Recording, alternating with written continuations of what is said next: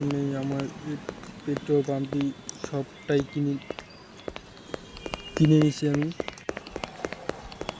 দেখা যাক।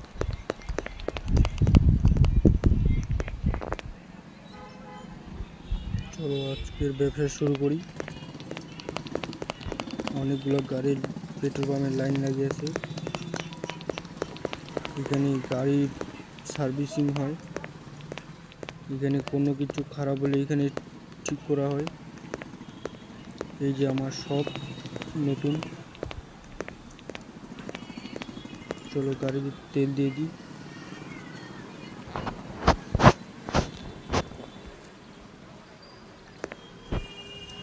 একাই লোক দুইটাই সামলাইতে লাগবে, তাই এখানেও দিয়ে দিই।